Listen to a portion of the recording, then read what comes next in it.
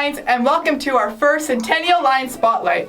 Get ready because today's spotlight is on the supreme artist, the animation expert, the one and only Mr. Pora! Hello everybody. Hello. Oh, sorry. There you go. Hello everybody.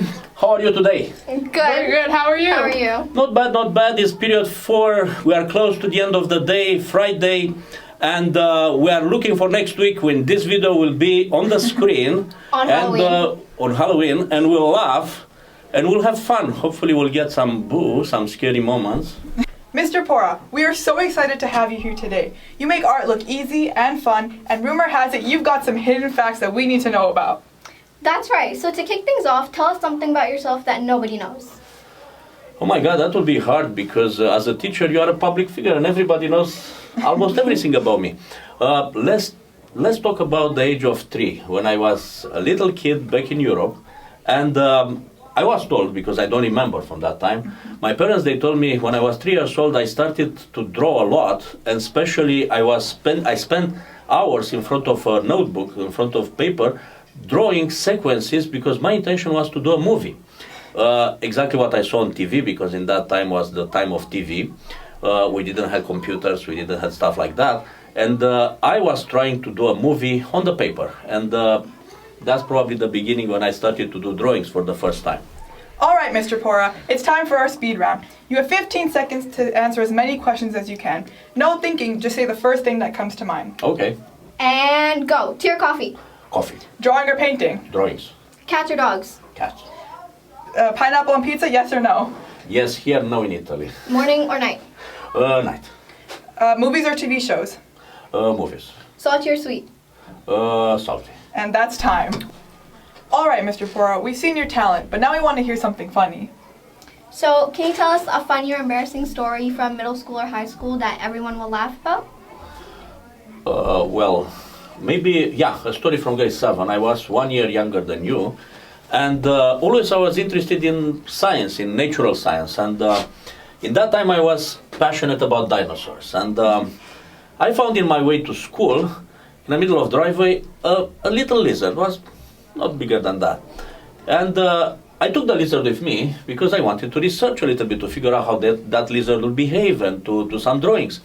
And because I didn't have space to keep the lizard for 5 periods or 6 periods we had in that time in Europe, what I did, I took the food out from my box. I had the food done very fast. I eat my food, and after that I put the lizard inside of the box. And that box, I went to the school with the box. And the problem was, in the middle of class, period 3, the box was shaken a little bit, and the lizard went out, and I saw the lizard running in front of the class. And can you imagine, some they start laughing, some they start screaming. And can you imagine, the story was very, very funny, but also very different. And for sure, I took the lizard back, and I studied for a couple of days, and I left the lizard in nature to live. But yeah. Wow. Yeah, Agni, this is why you don't bring lizards to school.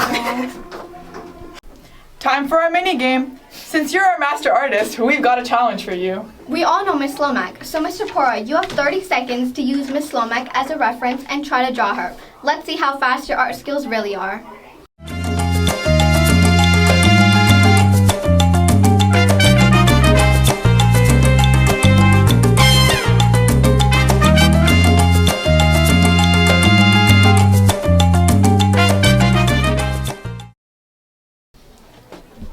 Before we wrap up, we'd love to know, what's one piece of advice you'd give to our Centennial students who want to succeed or are moving into high school soon? I will say time management. Time management is very important. You have to calculate, to plan very well your time, because you need also not only to work hard, but also to enjoy life. But in order to enjoy life, you have to plan everything well and to work hard. Well, thank you, and grade 8 students, here you go. Okay, final question to confirm all the rumors. Mr. Pora, are you Dracula's cousin? I don't know. I can tell for sure. I grew up in Transylvania, I was born there, and I grew up and I used to play soccer next door, literally, with Dracula. Basically, one street after that was Dracula's house, And I used to play soccer using his house as a net when we used to play soccer. And we don't know, we are a very close community. Maybe, I don't know. I think you're definitely Dracula's cousin. Mr. Pora, thank you so much for joining us. You've been awesome. Centennial Lions, welcome. give it up one more time for the supreme artist himself, Mr. Pora! And before we go, there's only one thing left to do. Mr. Pora, can you give us your best Centennial Lion roar?